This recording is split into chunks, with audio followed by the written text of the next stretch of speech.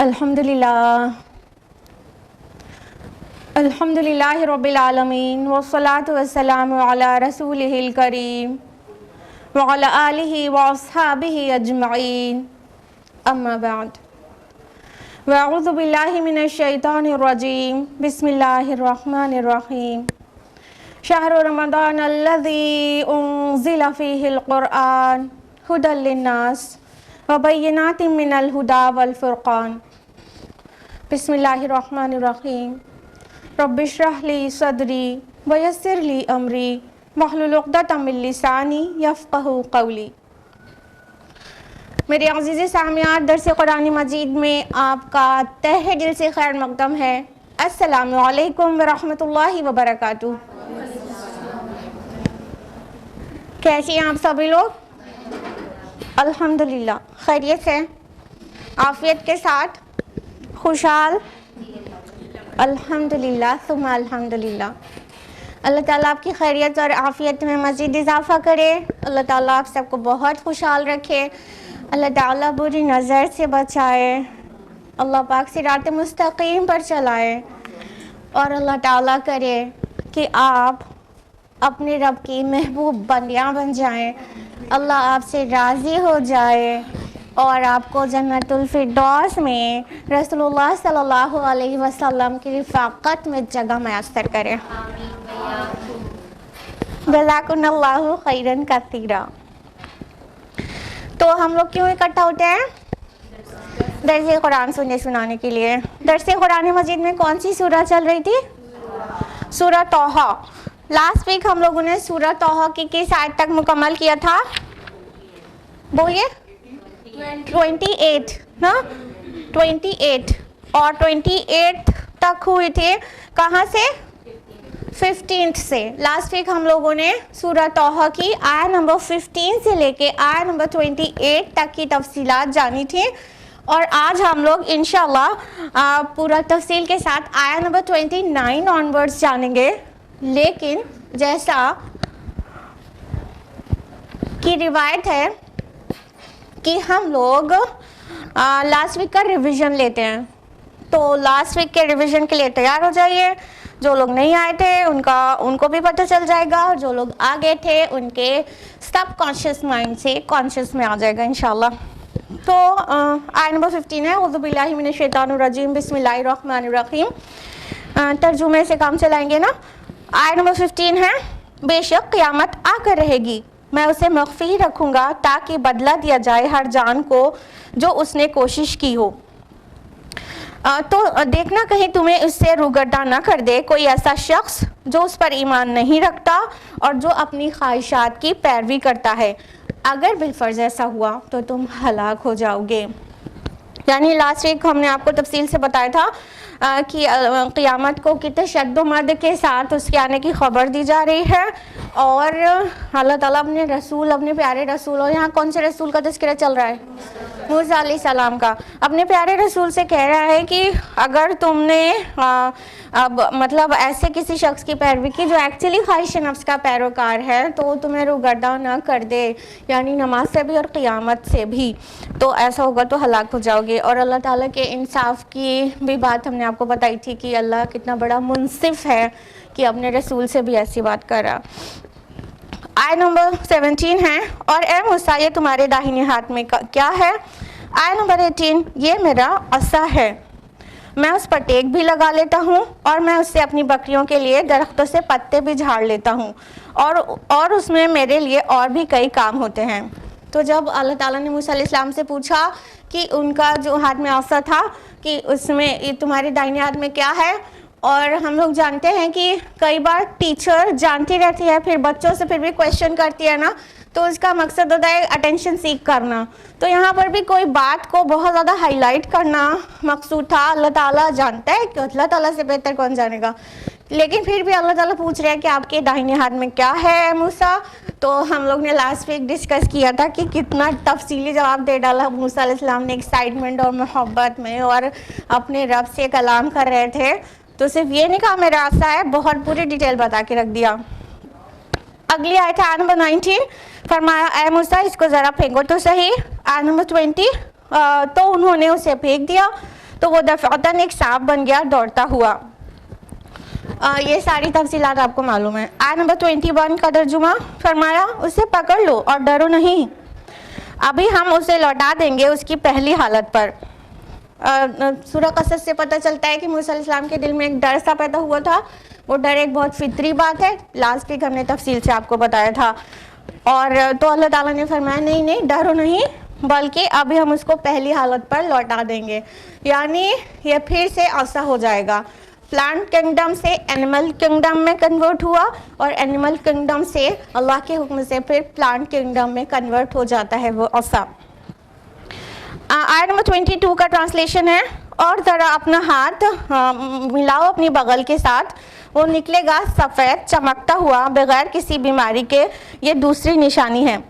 Last week ہم نے آپ کو بتایا تھا کہ تورات نے الزام دھرایا اپنے رسول پر, اور وہ یہ کہ موسیٰ علیہ السلام کا جو ہاتھ چمکتا ہوا نکلتا تھا وہ ڈیو ٹو لیپریسی ہوتا تھا, اور انہوں نے اپنے ہی رسول کو لیپرس بتا دیا کہ ان کو کوڑ کا مرض تھا. تو یہ اس غلطی کو ریکٹیفائی کیا قرآن نے کہ بغیر کسی بیماری, بغیر کسی سو کے, بغیر کسی عیب اور نقص کے وہ سفید چمکتا ہوا تھا, نہ کہ آؤٹ آف لیپریسی تھا. آیت نمبر 23 کا ٹرانسلیشن ہے, تاکہ ہم اپنی بڑی نشانیوں میں سے کچھ نشانیاں تمہیں دکھائیں.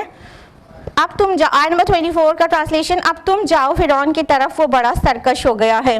تو آپ لوگوں نے جانا یہ دو نشانیاں بڑی نشانیاں تھی جو موسیٰ علیہ السلام کو دی گئی. نمبر 1 عصا, نمبر 2 ید بیضا. ایگزیکٹلی. تو اللہ تعالیٰ نے خبر دی یہاں پر کہ موسیٰ تم اب فرعون کی طرف جاؤ, وہ بہت سرکش ہو گیا ہے, اس نے طغیانی اختیار کر لی ہے. اور یہی آلموسٹ یہی آیت اذهبا الی فرعون, جب موسیٰ اور ہارون علیہ السلام دونوں کے ڈریس کر کے کہی جائے گی, آیت نمبر 43 میں پھر آئے گی کہ وہ فرعون بہت سرکش ہے, بہت ظالم ہے.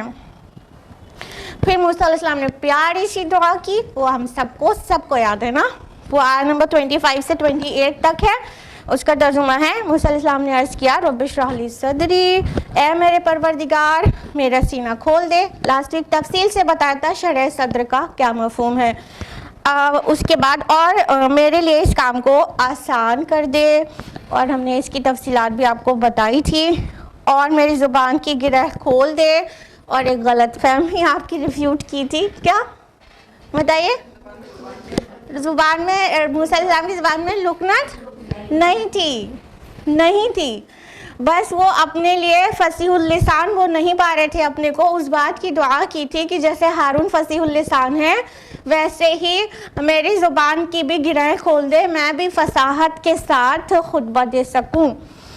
یفقہوا قولی, تاکہ وہ میری بات اچھی طرح سمجھ سکیں. یہ پوری چاروں آیات بہت صاف موسیٰ علیہ السلام کے مشن کے لیے کتنا وہ کنسرنڈ ہیں وہ شو کر رہی ہے. ٹھیک ہے, تو یہ کہنا کہ موسیٰ علیہ السلام کے زبان میں لکنت تھی ایک بہت بڑی حماقت ہوگی, کیونکہ رسولوں کو اللہ تعالیٰ اس طرح عیب کے ساتھ نہیں پیدا فرماتا ہے کہ وہ دوسروں کے لیے مذاق بن جائیں, بلکہ اللہ تعالیٰ رسولوں کو خوبصورت شکل دے کر اور امپریسو پرسنالٹی دے کر اور تمام عمدہ صفات سے پوری طرح بھر کر بھیجتا ہے. تو یہ غلط فہمی تھی جو کہ چلی آ رہی ہے کہاں سے, اسرائیلی روایات سے مفسرین نے اختیار کر لیا ہے, اور یہ چلتا چلا جا رہا ہے کہ لکنت تھی. وہاں پہ جب کہا کہ لیپریسی کی وجہ سے ہاتھ چمکتا تھا, جب قرآن نے اس کو واضح الفاظ میں ریکٹیفائی کر دیا تو اس کو سمجھ لیا لوگوں نے کہ لیپریسی نہیں تھی, لیکن اس کو نہیں سمجھ پائے تو اسرائیلی روایت کو صحیح سمجھ لیا, تو پھر کہہ دیا موسیٰ علیہ السلام کی زبان میں لکنت تھی. He was a stammerer, جو کہ ایک بہت بڑی حماقت ہے ایسا سوچنا بھی. اب ہم لوگ تفصیل سے جانیں گے آیت نمبر 29 onwards. اعوذ باللہ من الشیطان الرجیم, بسم اللہ الرحمن الرحیم. موسیٰ علیہ السلام کی دعا, ان کا سوال کنٹینیوڈ ہے. وَاجْعَلْ لِي وَزِيرًا مِّنْ أَهْلِي, اور میرے لیے ایک وزیر بھی بنا دے میرے خاندان میں سے. ہارون اخشدد بہ ازری, میرے بھائی ہارون کو اس کے ذریعے سے میری کمر کو مضبوط کر دے. اب اگلی آیت بھی کر لیتے ہیں ریسائٹ. آیت نمبر 32, وَأَشْرِكْهُ فِي أَمْرِي، اور اسے میرے اس کام کا شریک بنا دے۔ اب یہ پہلے تو موسیٰ علیہ السلام نے اپنے مشن کے لیے اپنی فصاحت کے لیے دعا کر ڈالی، اور اپنی مشن کو ان کے لیے آسان ہو جائے اس کے لیے دعا کی، اور پھر ایک سپورٹر بھی مانگا، ایک ہیلپر مانگا۔ کس کو؟ اپنے بھائی ہارون علیہ السلام کو۔ دھیان رہے کہ ہارون علیہ السلام کو موسیٰ علیہ السلام نے سپورٹر مانگا تھا، اس کی کئی وجوہات ہیں۔ ایک تو یہ دیکھ رہے ہیں آپ لوگ کہ سورہ قصص میں جس تفصیل سے بھی آئے گا کہ موسیٰ علیہ السلام اتنے فصیح اللسان نہیں تھے جتنے ہارون علیہ السلام تھے، اور یہ بات تورات میں بھی بہت ہی شد و مد کے ساتھ آئی ہے کہ جو ہارون علیہ السلام تھے وہ بہت زیادہ مطلب عمدہ خطیب تھے، اور وہ ایک ڈائنامک اوریٹر تھے۔ تو موسیٰ علیہ السلام نے ان کو اس لیے بھی ہیلپ میں لیا کیونکہ وہ بہت زیادہ اچھا بول پاتے تھے۔ اچھا بولنا ان دا سینس کہ کچھ لوگوں کے اندر کچھ کوالٹی ہوتی ہے کہ وہ اپنے تھاٹس کو بہت عمدگی کے ساتھ ایکسپریس کر پاتے ہیں، لیکن سب کے اندر نہیں ہوتی۔ ایکسٹروورٹس جو ہوتے ہیں وہ بہت زیادہ کامیاب ہوتے ہیں اس کام میں کہ اپنی تھاٹس کو بہت اچھا ایکسپریس کر پائیں، لیکن انٹروورٹ ٹائپ کی پرسنالٹی کے لوگ اپنی تھاٹس کو بہت اچھا ایکسپریس کئی بار نہیں کر پاتے ہیں۔ ایسا آلویز نہیں ہے، لیکن کئی بار نہیں کر پاتے ہیں۔ اور ایسا بھی ممکن ہے کہ کچھ ایکسٹروورٹس بھی اپنی تھاٹس کو بہت اچھا ایکسپریس نہیں کر پائیں، ایسا بھی ممکن ہے، ٹھیک ہے۔ اور جو ایمبی ورٹ ہے تو پھر کیا ہی کہنا۔ تو ہم کیا کہہ رہے تھے کہ موسیٰ علیہ السلام نے ہارون علیہ السلام کو اپنے ہیلپ میں مانگا کہ ایک تو وہ بہت ڈائنامک اوریٹر ہیں، اور ساتھ میں ایک بہت بڑے سرکش بادشاہ کے سامنے جانا تھا، تو ایک بہت چیلنجنگ کام تھا۔ تو ایک چھوٹا سا بچہ بھی سپورٹ میں ہو جائے تو ایسا لگتا ہے کہ کچھ ہیلپ ہو گئی، رائٹ؟ تو موسیٰ علیہ السلام نے ہارون علیہ السلام کا سپورٹ مانگا، اللہ تعالیٰ سے دعا کیا۔ اس میں کئی چیزیں سمجھنے کی ہیں۔ ایک تو بہت بڑا پازیٹیو پہلو یہ ہے اس کا کہ دیکھیے شان نبوت دیکھیے کہ اللہ تعالیٰ نے ابھی رسول ڈکلیئر کیا ہے موسیٰ علیہ السلام کو، اور جب بہت اونچا عہدہ دیا جاتا ہے تو بہت سارے اختیارات دیے جاتے ہیں، ہاں۔ تو موسیٰ علیہ السلام کو اختیارات بھی دینے والے ہیں اور دے ہی رہے ہیں۔ اللہ تعالیٰ بھی معجزات دو عطا کر دیا اس سے پہلے کی کنورسیشن میں۔ آپ شان رسالت دیکھیے، کردار کی عمدگی، اور حیرانی والی بات دیکھیے کہ وہ اسی کے آلموسٹ ایکویویلنٹ پوسٹ پہ ایک کو اور مانگ رہے ہیں، جبکہ جو دنیا دار لوگ ہوتے ہیں وہ اپنے اختیارات میں کسی کو بھی شیئر کرانا پسند نہیں کرتے۔ یہ سنو، جو لوگ دنیا داری چاہتے ہیں ان کو کوئی پورٹ فولیو مل جائے، کوئی پوسٹ مل جائے شاندار سی، تو وہ چاہیں گے اس کے ساتھ جو اختیارات ہیں تو وہ سب وہ اکیلے ہضم کیے رہیں اور کسی کے ساتھ بھی شیئر نہیں کریں۔ لیکن موسیٰ علیہ السلام نے ایسے نہیں سوچا۔ یہ ان کے کردار اور ان کی پرسنالٹی کو ظاہر کر رہا ہے کہ وہ اپنے برابر میں بھی کسی کو مانگ رہے ہیں۔ جب ان کو بھی نبوت دی جائے گی تو انہیں بھی کچھ اختیارات دیے جائیں گے نا۔ تو اس سے موسیٰ علیہ السلام کی ایک تو پرسنالٹی پتہ چلتی ہے، اور کچھ بیسک چیزیں بہت اچھی طرح سمجھ لیجئے۔ قرآن نے واضح کیا ہے کہ ہارون علیہ السلام بھی نبی تھے، اور تورات کا بیان ہے کہ وہ ہارون علیہ السلام موسیٰ علیہ السلام سے 3 سال بڑے تھے۔ Book of Exodus chapter number 7 verse number 7 میں ہے کہ ہارون علیہ السلام جو 3 سال موسیٰ علیہ السلام سے بڑے تھے، تو قرآن نے ان کو نبی کی حیثیت سے پیش کیا ہے۔ لیکن آپ تورات کا بیان دیکھیں گے book of Exodus chapter number 4 verse number 14 to 16 میں، تو آپ کو پتہ چلے گا اور بھی کئی مقامات پر کہ ہارون علیہ السلام کو شریک نبوت نہیں دکھایا گیا ہے تورات میں، بلکہ ان کی حیثیت ایک ترجمان کسی ہے، ایک نائب، ایک ریپرزنٹیٹیو، ایک ہیلپر، ایک کمفرٹر جیسی ہے بس۔ تورات میں اولڈ ٹیسٹمنٹ پڑھیں گے آپ بائبل کا تو آپ کو کہیں بھی نہیں ملے گا کہ ہارون علیہ السلام واز اے پروفٹ، بلکہ وہ موسیٰ علیہ السلام کے کانٹیکس میں ان کی جتنی باتیں ہیں اس سے لگ رہا ہے بس وہ ان کے ہیلپر تھے، وہ ان کے نائب تھے، ان کے ریپرزنٹیٹیو تھے، نہ کہ وہ بھی نبی تھے۔ لیکن قرآن نے واضح کیا ہے کہ ہارون علیہ السلام بھی نبی تھے۔ تو ہم اب یہاں پہ ایک بات اور غلط فہمی نہیں ہونی چاہیے کہ اگر موسیٰ علیہ السلام کہہ رہے ہیں کہ میرے بھائی کو اور من اہلی میرے خاندان میں سے میرا ہیلپر بنا دیجئے، تو غلط فہمی غلطی سے بھی نہیں ہونی چاہیے کہ یہ خاندانی عصبیت ہے کہ ہمارا اپنا بن جائے اور باقی نہیں بنے. ایسا بالکل بھی نہیں ہے. انفیکٹ جس مشن پہ جا رہے تھے موسیٰ علیہ السلام، وہاں پر ڈائنامک اسپیچ کی ضرورت تھی. وہاں پر ایک مطلب ایک بندہ ایسا چاہیے تھا جو بہت فصیح اللسان ہو اور امانت دار ہو، ٹرسٹ وردی ہو. تو وہ ساری کوالٹیز جو ان کو اپنے ساتھ والے میں چاہیے تھی، وہ ساری کوالٹیز خوب زیادہ پوری طرح سے بھرپور طریقے سے ہارون علیہ السلام کے اندر موجود تھی. لہٰذا موسیٰ علیہ السلام نے اپنے بھائی کو اپنی ہیلپ میں مانگا. یہ غلط فہمی نہیں ہونی چاہیے کہ خاندان کو یہاں پہ بڑھاوا دیا جا رہا ہے.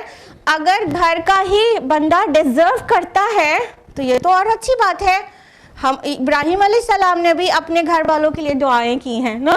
تو اگر گھر کا ہی انسان جو جس مشن، جس مقصد اور جس کام کے لیے جانے والا ہے کوئی بھی، اس کے لیے سب سے سٹیبل گھر کا بندہ ہے، تو کوئی مسئلہ نہیں ہے کہ وہ گھر والے کو ہی نومینیٹ کرے اور اس کو ہی اپنے ساتھ رکھے یا اس کو ہی کوئی پوسٹ دے یا دلائے.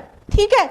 پرابلم کہاں پہ ہے، عصبیت کہاں پہ پتہ چلتی ہے کہ گھر کا جو شخص ہے وہ نکھٹو ہے اور جو دوسرا ہے ڈیزرونگ ہے، اور اس کو اگنور کر کے گھر والے کو پوسٹ دے دی جائے صرف وہ رشتہ داری کی وجہ سے. تو گڑبڑ یہاں ہے. ہم اپنا پوائنٹ کلیئر کر پانے میں کامیاب ہیں. جب گھر کا ہی بندہ ساری کوالٹیز سے پورا متصف ہے تو واٹس رانگ کہ گھر کے ہی انسان کو لیا جائے. اچھا، ایک بیسک چیز اور ذہن میں رکھیے گا، جو یہاں پہ لفظ وزیر آیا ہے، میرے بھائی کو میرا وزیر بنا دے، تو ایسا یہ اس کا مطلب مطلب وزیر سلطنت نہیں ہے، منسٹر نہیں ہے.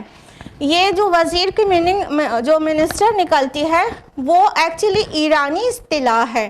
عربی زبان میں وزیر کا مطلب منسٹر نہیں ہوتا ہے، بلکہ ایک معاون، ایک مددگار، ایک ہیلپر، ایک کمفرٹر. ٹھیک ہے، یہ ہوتا ہے. تو یہ وزیر سلطنت نہیں بلکہ ایک ہیلپر، اس کی میننگ نکل رہی ہے وزیر کی. تو یہ باتیں پتہ چلی، یہ ساری باتیں ان 4 آیات سے کہ اللہ تعالیٰ سے موسیٰ علیہ السلام مطلب اپنی درخواست کو کنٹینیوڈ رکھے ہوئے ہیں اور آگے ہیلپ مانگ رہے ہیں. کس کے لیے؟ کس کو؟ حضرت ہارون علیہ السلام کو اپنی ہیلپ میں مانگ رہے ہیں. اب اس میں ایک بات اور غور کرنے کی ہے آیت نمبر 32 میں کہ موسیٰ علیہ السلام فرما رہے ہیں کہ اور اسے میرے اس کام میں شریک بنا دے. تو اس سے کیا پتہ چل رہا ہے کہ جو نیک لوگ ہوتے ہیں وہ جو بھی اسباب و وسائل بھی اختیار کرتے ہیں، استعمال کرتے ہیں، یا تو ریکویسٹ کرتے ہیں، سوال کرتے ہیں، تو اس میں بھی ان کا مشن، ان کا مقصد پنہا ہوتا ہے.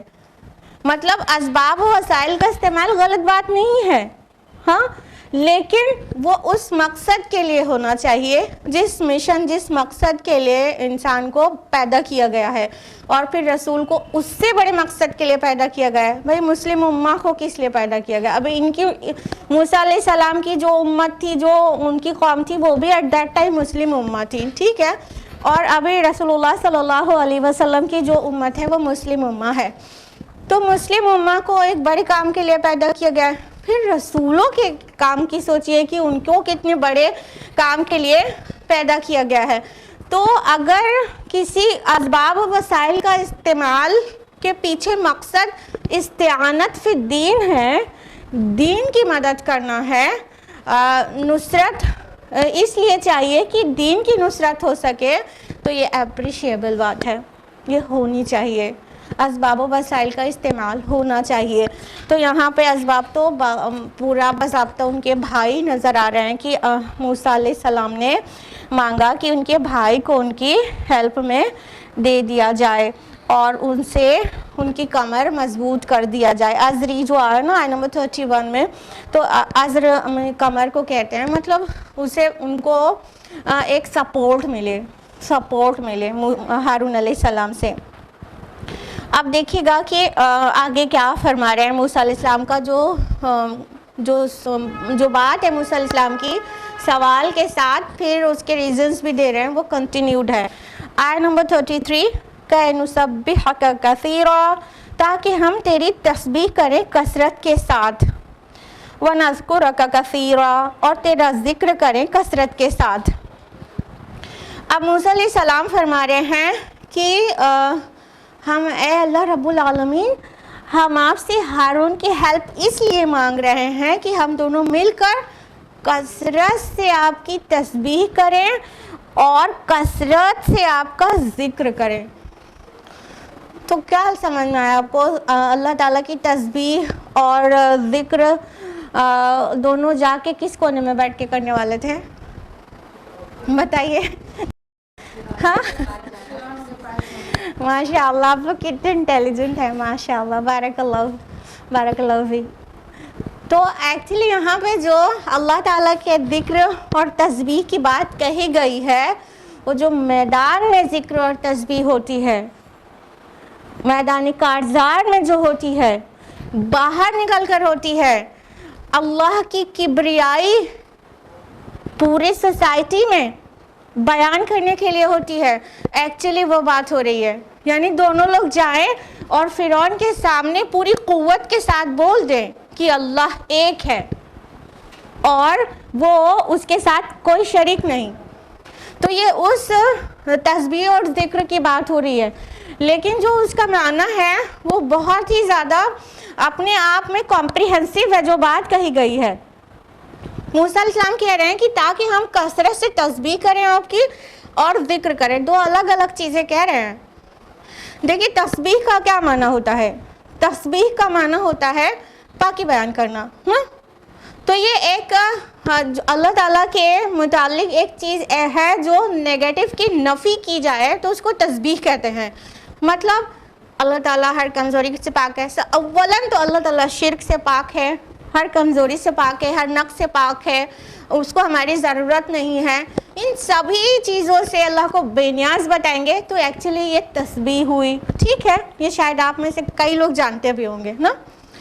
اور ذکر کیا ہے؟ اس میں مثبت پہلو ہے, پازیٹیو وہ پرسپیکٹیو میں یہ بات کہی جا رہی ہے کہ اللہ تعالیٰ ایک ہے, ہاں, اور اللہ تعالیٰ کو یاد رکھا جائے اور اس کو ایک ہی مانا جائے. جتنی مثبت چیزیں ہیں وہ ذکر میں آ گئی, اور حمد بھی اسی کے لیے ہوتے ہیں, اس کی تعریف بیان کرنے کے لیے.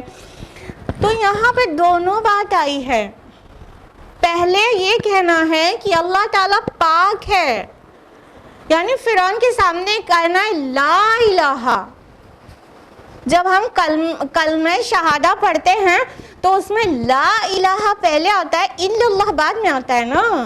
ہاں, تو اس سے پہلے کہ اللہ کو ایک مانا جائے اور اس کی حمد کیا جائے اور اس کی ذکر کیا جائے, پہلے سارے نیگیٹیوز کی نفی کرنی ہوگی. پہلے کہہ رہے لا الہ, کوئی معبود نہیں ہے, پہلے اتنا کہہ چکتے ہیں تب کہتے ہیں الا اللہ, سوائے اللہ کے. تو وہ جو گندگی ہے, جو مسکنسیپشنز ہے, جو غلط عقیدہ ہے, جو نیگیٹیوٹی ہے, جو اللہ تعالیٰ کے ساتھ ایسوسیٹ کر دی جاتی ہے, اور سب سے زیادہ گندگی جو اللہ تعالیٰ کے ساتھ کوئی ایسوسیٹ کر سکتا ہے وہ یہ کہ مطلب اللہ ہیز پارٹنرز. ٹھیک ہے, تو یہ شرک ہے. تو پہلے اس گندگی کو نکالنا ہے. تو پہلے دیکھیے موسیٰ علیہ السلام نے کہا تاکہ ہم تیری تسبیح بیان کریں, جا کے بتا دیں نہیں تو خدا نہیں ہے. اب یہ تسبیح ہو گئی کہ ابھی اللہ تعالیٰ کو انٹروڈیوس کرنے سے پہلے نہیں, اللہ تو ایسا ہے جس کے ساتھ کوئی شریک نہیں. جو تو خدائی کا دعویٰ کرے بیٹھا ہے فرعون, تو وہ تیرا کوئی مطلب اللہ تعالیٰ کے ساتھ کوئی ایسوسیشن نہیں ہے. یہ تسبیح ہو گئی. پھر ذکر انٹروڈیوس کرے اللہ تعالیٰ کو کہ وہ ایک ہے اور اکیلا عبادت کے لائق ہے, اور جو ظلم کر رہے ہیں بنی اسرائیل پر انہیں چھوڑ دے. یہ اس مشن پر موسیٰ علیہ السلام معمور کیے گئے تھے. توحید کے مشن پر تو سبھی رسول معمور کیے گئے, اور کسی رسول کو کچھ اسپیسیفک مشن دیا گیا تھا, تو موسیٰ علیہ السلام کو اسپیسیفک یہ دیا گیا تھا کہ بنی اسرائیل کو ریلیز کراؤ وہاں سے, کیونکہ فرعون بہت ظلم کر رہا ہے. تو پہلے تو ان کو توحید کی ہی دعوت دینی تھی, اس کے بعد بنی اسرائیل کو ریلیز کرنے کی ریکویسٹ کرنی تھی. تو موسیٰ علیہ السلام جب سمجھ گئے کہ وہ رسول ہیں, انہوں نے ہیلپ میں مانگا, اور ریزن کیا دیا کہ ہم اپنی کمر مضبوط کرنا چاہ رہے ہیں. کس لیے؟ کہ اس مشن کو عظیم الشان سطح پر پورا کر سکوں اے میرے اللہ, تاکہ میں ہارون کے ساتھ مل کر ہم دونوں تیری حمد و تسبیح بیان کریں. کہاں پہ؟ فرعون کے دربار میں جا کے. یہ کیسی حمد و تسبیح ہوتی ہے جو گھر کے کونے میں تو بیان کی جاتی ہے, اس کو ڈسکریج نہیں کر رہے, پلیز آپ لوگ غلط مت سمجھیے گا کہ ہم لوگ صبح شام کے اذکار ہی کرنا چھوڑ دیں, سبحان اللہ, مطلب یہ نہیں ہے. وہ حمد و تسبیح کی اپنی اہمیت ہے, وہ جو دل میں اللہ کی حمد و تسبیح ہونی چاہیے اور اس کا ذکر ہونا چاہیے, اور جو زبان پہ ہونا چاہیے, سب کی اپنی اپنی ویلیو ہے, ٹھیک ہے. تو ہم وہ ذکر اللہ تعالیٰ کا قلبی بھی کریں گے, قولی بھی کریں گے, لیکن عملی بھی کریں گے. اور یہ سب سے چیلنجنگ کام ہوتا ہے عملی ذکر نا, اس کے لیے ڈر کے دپک کے بیٹھ جاتے ہیں, لیکن کسی کو بھی غلط کہیں گے تو وہ بگڑ جائے گا. نہیں عن المنکر کا کام. تو موسیٰ علیہ السلام جو کہہ رہے ہیں, اب ان کو جو تسبیح کے دانے ہوتے ہیں نا, ایک مالائیں جو ہوتی ہیں 100 کی 1000 موتیوں کی, اس کو لے کے گننے میں کسی کے سپورٹ کی ضرورت ہے؟ آپ خود ہی کامن سینس لگائیے. ہاں, اگر کسی کو مطلب تسبیح کے دانے گننا ہے تو it will be better that he will be alone نا. اس کے لیے کسی کی کیا ضرورت ہے کہ 500 مالا میں گنوں گا 500 ہارون گنے گا؟ نہیں. کیا مقصد ہے؟ مقصد یہ ہے کہ وہ جو بہت بڑے مشن پہ جا رہے ہیں, اعلان تسبیح بیان کرنے جا رہے ہیں. تو رسول اللہ صلی اللہ علیہ وسلم بدر میں اور احد میں مسلمانوں کو لے کے یہ کھلی تسبیح بیان کر رہے تھے, اوپن. تو یہ والی تسبیح اور یہ والے ذکر کی بات کر رہے تھے موسیٰ علیہ السلام. تو اگلی آیت ہے آیت نمبر 35, اِنَّكَ كُنْتَ بِنَا بَصِيرًا, یقیناً تو ہمیں دیکھ رہا ہے. یعنی کہ اے اللہ, میں جو کچھ بھی مانگ رہا ہوں میری ساری ضروریات سے تو واقف ہے. مطلب میں کیا مانگ رہا ہوں تو مجھے دیکھ رہا ہے, کہ یہی مطلب ہے کہ اے میرے اللہ, میں اور ہارون جائیں گے اس مشن پر, تو مجھے اطمینان ہے, مجھے یقین ہے کہ میں آپ کی نگرانی میں رہوں گا. اور اس وقت میرے دل کا حال کیا ہے, مطلب ڈرے نہیں جا رہے ہیں, دل کا حال یہ ہے کہ اتنی بڑی ذمہ داری مل گئی ہے, اور اس ذمہ داری کو نبھانے کی جو سنسیئر فکر ہونی چاہیے وہ ان کے اندر فوراً آ چکی تھی. تو اس وجہ سے موسیٰ علیہ السلام بہت ایکسپریسو ہو رہے ہیں یہاں پر کہ اے اللہ, آپ ہم جانتے ہیں کہ آپ ہمیں دیکھ رہے ہیں, مطلب ہماری کیا ضرورت ہے, میں کس طرح کا بوجھ محسوس کر رہا ہوں ذمہ داری کو نبھا پانے کی فکر میں, وہ آپ دیکھ رہے ہیں. تو اے اللہ, آپ ہم کو دیکھ رہے ہیں. آیت نمبر 36 ہے, قَالَ قَدْ أُوتِيتَ سُؤْلَكَ يَا مُوسَىٰ, فرمایا اے موسیٰ تمہیں عطا کر دیا گیا جو تم نے طلب کیا. سبحان اللہ, کتنا پیارا انداز ہے, کیسی محبت پتہ چل رہی ہے معبود اور عبد کے درمیان, اور اللہ اور رسول کے درمیان کیسا کنیکشن ہے. دیکھیے اللہ تعالیٰ کہتے ہیں نا کہ میری دعا قبول نہیں ہوتی, میری دعا قبول نہیں ہوتی. دیکھو ایک بندہ ایسا بھی ہے جس سے بائی مسٹیک جو ہے قتل ہو گیا تھا, قتلی خطا تھا, ہو گیا تھا, لیکن وہ اپنے رب کا اتنا بلوڈ ہے کہ وہ جو کچھ کہتا جا رہا ہے, اتنی لمبی تقریر کر ڈالی انہوں نے اپنی مانگنے والی چیزوں کی نا. دیکھیے آیت نمبر 25 سے سٹارٹ ہوا اور چلتا ہی جا رہا ہے نا. تو آیت نمبر 25 سے 35 تک اتنا 11 آیت میں بس مانگے جا رہے ہیں اور جواب کیا آیا؟ Granted O Musa we have sanctioned. سبحان اللہ. اللہ تعالیٰ کہہ رہے ہیں اے موسیٰ تمہیں عطا کر دیا گیا جو تم نے طلب کیا. اتنی ڈھیر ساری چیز مانگی اور سب کے لیے اللہ تعالیٰ کہہ رہے گرانٹیڈ. تم نے ہارون کا ہیلپ میں مانگا، گرانٹیڈ، میں اس کو نبی بنا دیتا ہوں. ہاں، اور تم اپنی زبان کی جو گرہ ہے وہ کھولنے کے لیے فصیح اللسان ہونا چاہتے ہو، گرانٹیڈ. ہم نے لاسٹ ویک بھی آپ کو بتایا تھا کہ یہ دعا ایک دم رسالت کی ایک دم شروعات پہلے دن کی ہے، مطلب ابھی تو رسول ڈکلیئر کیا جا رہا ہے نا. پھر اس کے بعد کے جو موسیٰ علیہ السلام کے خطبات ہیں اس سے پتہ چلتا ہے کہ ان کی زبان بھی فصیح ہو چکی تھی. ٹھیک ہے، تو وہ بھی گرانٹ کر دیا گیا. تو جو کچھ بھی مانگے جا رہے ہیں وہ اللہ تعالیٰ بس بہت محبت سے کس طرح جواب دے رہے ہیں کہ اے موسیٰ تمہیں عطا کیا گیا جو تم نے درخواست کی. یہاں پہ سولہ کا آیا ہے نا، تو یہاں سوال سے مراد درخواست ہی ہے. جو ریکویسٹ آپ نے کی ہے اے موسیٰ، اٹ ہیز بین گرانٹیڈ. سبحان اللہ. تو اللہ سے لا لگاؤ، اللہ کا تقوی اختیار کرو. خالی رسولوں کو ہی اللہ گرانٹ نہیں کرتا دین اینڈ دیر، غیر رسول کو بھی دین اینڈ دیر گرانٹ کرتا ہے. اللہ اپنے اولیاء کو بھی دین اینڈ دیر گرانٹ کرتا ہے. اور ولی اللہ کا بننے کے لیے کسی ایسی چیز کی ضرورت نہیں کہ وہ اللہ کا چناؤ ہے اور اپنے سے نہیں ریچ کر سکتا. رسالت اور نبوت وہ پوزیشن ہے جو اللہ کا چناؤ ہوتی ہے، اپنے سے کوئی نہیں وہ ہائٹ ریچ کر سکتا. لیکن ولایت تک کوئی بھی اپنے اعمال سے پہنچ سکتا ہے. اور جو اللہ کا ولی ہو جائے، اللہ کا دوست ہو جائے، اللہ کا یار ہو جائے، تو پھر کیا ہے، وہ جو بھی مانگتا ہے اللہ دین اینڈ دیر گرانٹ کرتا ہے. تو نہ صرف موسیٰ علیہ السلام کو اللہ تعالیٰ جو مانگا انہوں نے دیا، بلکہ غیر نبی کو بھی اللہ تعالیٰ جو ان کے بیلوڈ بندے ہوتے ہیں اللہ تعالیٰ دیتا ہے. وَلَقَدْ مَنَنَّا عَلَيْكَ مَرَّةً أُخْرَىٰ، اور ہم تو تم پر احسان کر چکے ہیں ایک مرتبہ پہلے بھی. اِذْ أَوْحَيْنَا إِلَىٰ أُمِّكَ مَا يُوحَىٰ، جب ہم نے تمہاری والدہ کی طرف وحی کی تھی جو اب وحی تمہیں کی جا رہی ہے. اب اللہ سبحانہ تعالیٰ نے نہ صرف یہ خوشخبری سنا دی کہ اے موسیٰ ہم نے تو تمہارے سارے سوالات، تمہارے سارے ریکویسٹ کو گرانٹ کر دیا، بلکہ موسیٰ علیہ السلام کے اوپر اللہ تعالیٰ نے اور کتنے احسانات کیے ہیں اس سے پہلے، جو اللہ تعالیٰ نے وحی کے ذریعے انہیں نہیں بتائے تھے، مگر ان کو اپنی والدہ کے ذریعے پتہ ہوگا اس پہلو سے، انسانوں والے پہلو سے. ٹھیک ہے، تو اللہ تعالیٰ اب ان احسانات کو یاد دلا رہے ہیں. یعنی اس میں بھی ایک محبت اور شفقت کا بڑا عجیب پہلو ہے. مطلب تھوڑا سا محسوس کیجئے کہ موسیٰ علیہ السلام بہت ساری چیز مانگتے چلے جا رہے ہیں، اور اللہ تعالیٰ کا پھر جواب آیا ٹھیک ہے موسیٰ گرانٹیڈ.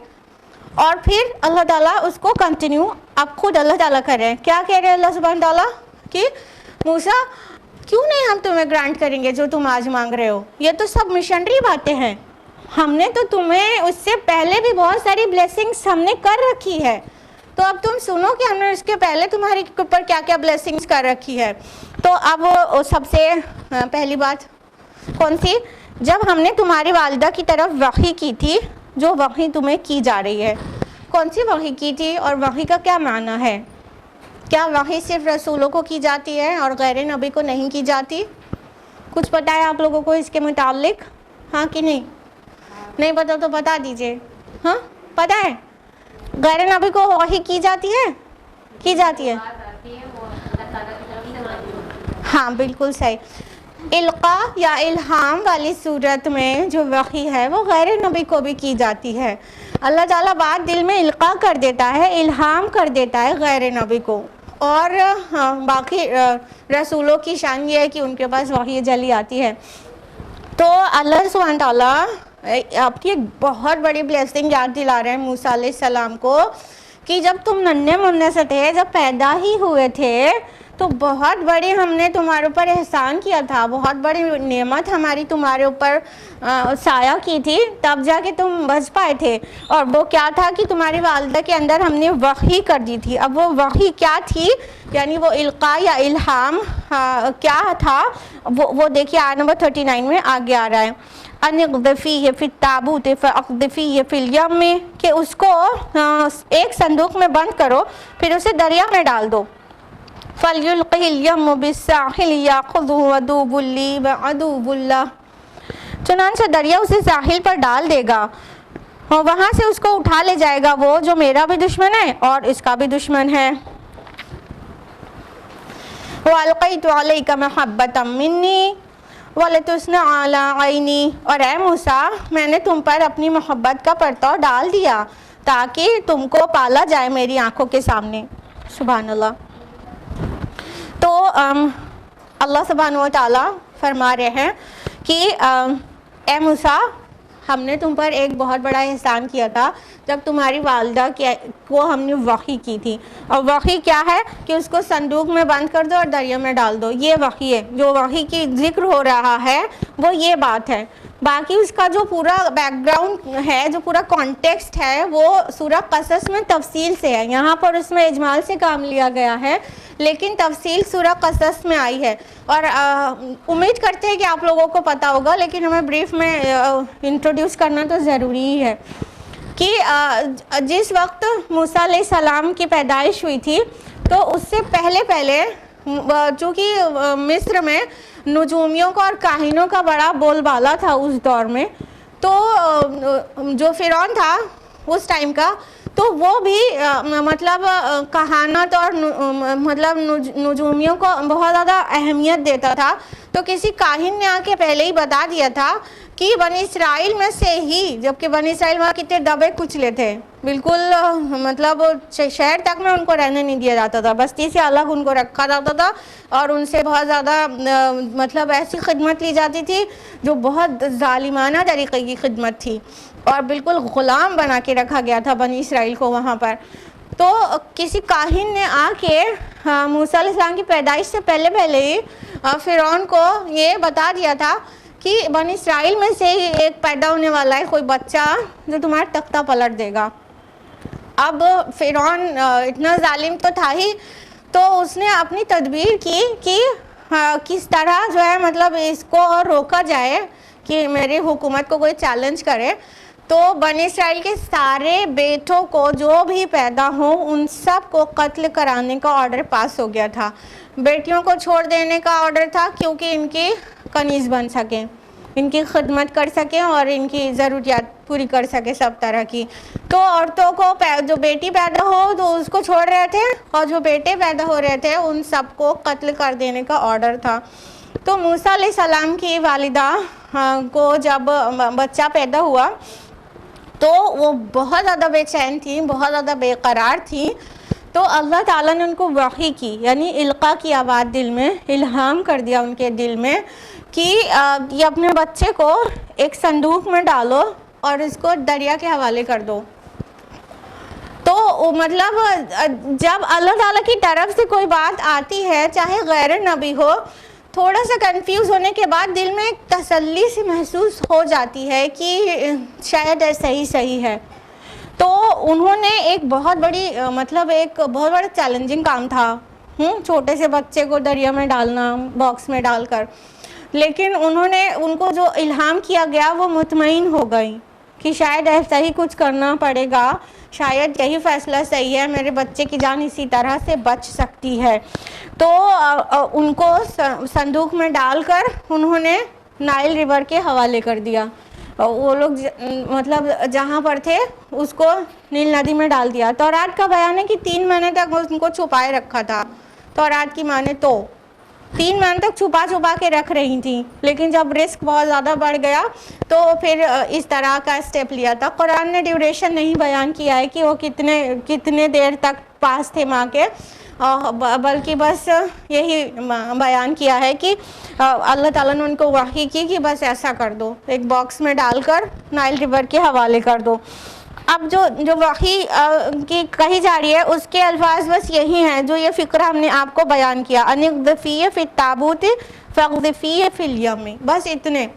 اس کے بعد آگے کہا جا رہا ہے، وہ اللہ تعالیٰ بیان کر رہا ہے کہ چنانچہ دریا اسے ساحل پر ڈال دے گا اور وہاں اس کو اٹھا لے جائے گا وہ جو میرا بھی دشمن ہے اور اس کا بھی، یعنی بچے کا، بیبی موسیٰ علیہ السلام کا. تو اللہ تعالیٰ آگے فرما رہے ہیں کہ دریا اسے ساحل پہ ڈال دے گا. تو اب یہ اللہ تعالیٰ نے حکم دیا دریا کو، نیل دریا کو حکم دیا کہ اس کو لے جا کر ساحل پہ ڈالو. اور کہاں پہ ڈالو؟ پوری سٹوری تورات میں بیان ہوئی ہے. Book of Exodus chapter number 2 verse number 2 to 6 کہ مطلب موسیٰ علیہ السلام کی ماں نے 3 مہینے تک چھپائے رکھا اور پھر اس کو مطلب تیلی کے ٹوکرے میں رکھ کر اور نائل ریور کے حوالے کر دیا. اور پھر وہ ایک اسٹریم محل سے ہو کر گزرتی تھی. وہاں ایک بیان بہت غلط ہے، وہ یہ کہ فرعون کی بیٹی نے دیکھا اور اس کو لے گئی. قرآن نے واضح کیا ہے کہ فرعون کی بیوی تھی. تو تورات نے ہر جگہ فرعون کی بیٹی مینشن کیا ہے، اور قرآن نے اس کو ریکٹیفائی کر دیا کہ وہ فرعون کی بیٹی نہیں، فرعون کی بیوی تھی. تو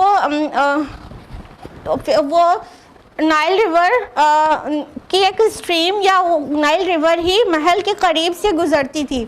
تو وہاں پر اللہ تعالیٰ نے حکم دیا دریا کو کہ اس کنارے پر جہاں پہ فرعون کی بیوی گھومنے کے لیے آتی ہے، اور ممکن ہے اس کا شوہر فرعون بھی اس کے ساتھ ہی ہو، جہاں پر وہ ٹہلنے کے لیے آتے ہیں، وہاں پر جا کر اسے کنارے پہ ڈال دے. مطلب وہ بہتے نہیں چلے جا رہے تھے، وہ کنارے پر آ کر وہ باکس جو ممکن ہے تیلیوں سے بنا ہو کیونکہ ہلکا رہے گا تو وہی فلو کرے گا، تو وہ باکس، وہ جو صندوق، قرآن نے تابوت لفظ استعمال کیا ہے، تو وہ جو بھی باکس تھا وہ ساحل پر جا کر رک گیا تھا.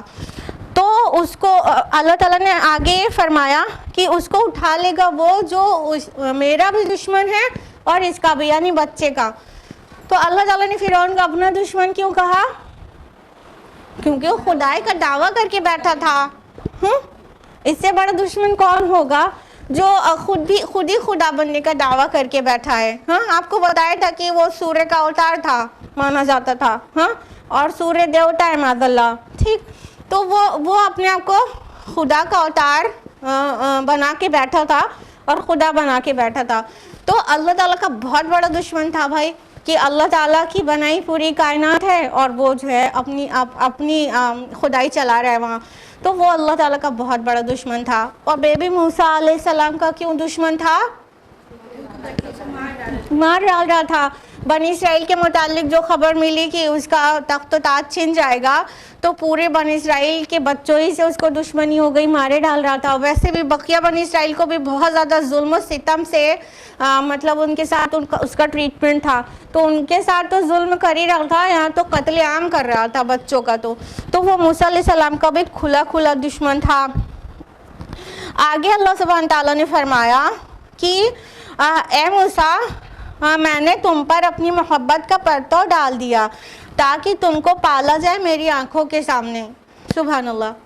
اب یہ اللہ تعالیٰ کا پلان تھا کہ موسیٰ علیہ السلام جس باکس میں ہیں وہ بہتا ہوا جائے اور اس ساحل پر رکے جہاں پر سے فرعون کی بیوی آسیہ ٹہلنے کے لیے آتی ہے اور اس کی نظر پڑے اور وہ دیکھے. تو اس نے دیکھا انفیکٹ. اور اللہ تعالیٰ نے ایک مزید فضل کیا موسیٰ علیہ السلام پر، وہ یہ کہ اپنی محبت کا پرتو ان کے اوپر ڈال دیا، یعنی اتنا خوبصورت بنا دیا. پہلی بات تو سبھی بچے موہنی صورت کے ہوتے ہیں، لیکن جو اور زیادہ بہت زیادہ موہنی صورت کا ہو تو کس کا دل نہیں پسیجے گا کہ دریا میں بہتا ہوا اگر ایک بچہ ہے تو ظالم سے ظالم ہوگا، دل تو اس کا وہی، مطلب اس کی کارڈیولوجی تو وہی ہوگی نا. پتھر تو اس کے اندر رکھا نہیں ہوگا، تو انسان ہی تو تھا فرعون بھی، تو اس کا بھی دل پگھل جائے. اتنی محبت بنا دی اللہ تعالیٰ نے موسیٰ علیہ السلام کی کہ ممکن ہے دونوں شوہر بیوی فرعون اور آسیہ وہاں سے گزر رہے تھے اور وہ باکس کو جب اٹھاتے ہیں تو دیکھتے ہیں کہ اتنا پیارا بچہ اور یہ دھیان رہے کہ وہ ان کو کلیئر تھا کہ یہ بنی اسرائیل کا بچہ ہے، کیونکہ قبطی جیسی ان کے چہرہ مہرہ نہیں تھا، وہ دیکھ رہے تھے بنی اسرائیل کا بچہ ہے، اور باقی کانٹیکسٹ بھی ان کو اپنے آپ سمجھ میں آ گیا ہوگا کہ کسی اسرائیلی نے ڈر کے مارے اس کو دریا میں ڈال دیا ہے تاکہ مطلب وہ قتل نہ کیا جائے. وہ اپنے آپ وہ بھی ان کے لیے انڈرسٹوڈ رہا ہوگا کہ کسی اسرائیلی نے ایسا کیا ہے کلیجے پہ پتھر رکھ کر. تو وہ سب کچھ سمجھ گئے تھے انفیکٹ دونوں میاں بیوی. تو اللہ تعالیٰ نے ان کو اتنا زیادہ خوبصورت، اتنا زیادہ اور زیادہ خوبصورت بنا دیا، ایک دم جاذبیت ان کے چہرے پہ ڈال دی. تو جب آسیہ نے دیکھا تو جو آپ نے پڑھا ہی ہوگا سورہ قصص سورہ نمبر 28 آیت نمبر 9 میں، تو آسیہ نے کہا کہ ارے یہ تو میرے اور تمہاری آنکھوں کی ٹھنڈک ہے، اس کو مت قتل کرو، کیا پتا یہ ہمارے کام آئے، یا تو ہم اسے اپنا بیٹا ہی بنا لیں. ان کے گھر اولاد نہیں تھی. تو آسیہ نے کہا اپنے شوہر سے، اور شوہر اتنا ظالم بادشاہ ہے اور انہی نسل کی کشی کر رہا ہے جس بچے کو آسیہ بول رہی تھی کہ نہ مارو، وہ بھی پگھل گیا. سبحان اللہ. اب ہم یہاں پہ ایک پوائنٹ اور ریز کرنا چاہتے ہیں کہ آپ غلطی سے بھی نہ کہا کریے آپ کے شوہر پر آپ کا کوئی اثر ہی نہیں ہوتا. ہاں وہ میری سنتے کہاں ہیں، ان کے اوپر تو میری کوئی بات کا اثر ہی نہیں ہوتا. آپ دیکھیے فرعون جیسے ظالم بادشاہ کے اوپر بھی بیوی کا اثر کیا ہوا. بیوی نے کہا کہ اتنا پیارا ہے، یہ تو میری اور تمہاری آنکھوں کی ٹھنڈک ہے، اسے مت قتل کرو. مان لیا. ادھر اللہ تعالیٰ کا پلان تھا ہی کہ یہ سب کچھ ہو جائے نا، وہ پورا اسٹوری اسی طرح ڈیزائن کی اللہ پاک نے. ہاں اتنے پیارے سے موسیٰ علیہ السلام لگ رہے تھے کہ بیوی کی ایسی درخواست مان لی جس تخت اور تاج کی وجہ سے ڈرا بیٹھا تھا اور سب کو مارے ڈال رہا تھا، پھر بھی اسی میں سے ایک بچے کو روک لیا. تو یہ اللہ تعالیٰ کا پلان تھا. اور اس نے کیا پلان کیا تھا کہ مطلب وہ بچا لے گا اپنے تخت اور تاج کو.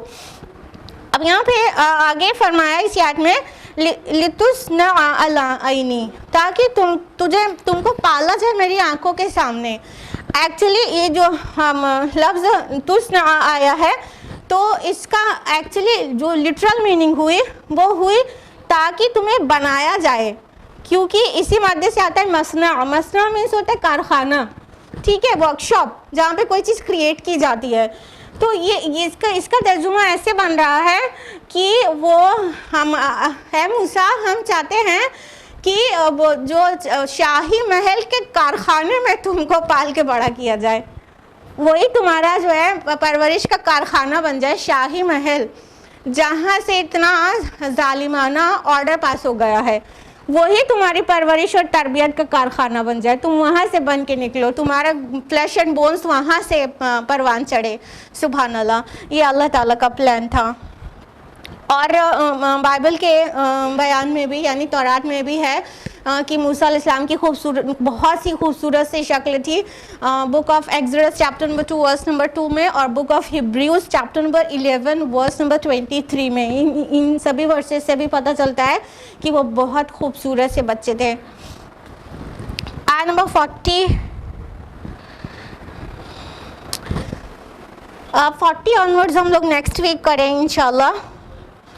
بہت لمبی آیا ہے آیت نمبر 40. تو آج ہم لوگ یہیں پر رکیں گے آیت نمبر 39 تک. انشاءاللہ آیت نمبر 40 آنورڈز ہم لوگ نیکسٹ ویک جانیں گے. آج کے لیے اتنا ہی. اللہ سبحانہ تعالیٰ ہم سب کو قرآن مجید پڑھنے، سمجھنے، غور و فکر کرنے، غوطہ زنی کرنے، مکمل عمل کرنے، سوسائٹی پہ قائم کرنے اور سب تک پہنچانے کی توفیق عطا فرمائے. آمین. وآخر دعوانا الحمدللہ رب العالمین. والسلام علیکم ورحمۃ اللہ وبرکاتہ.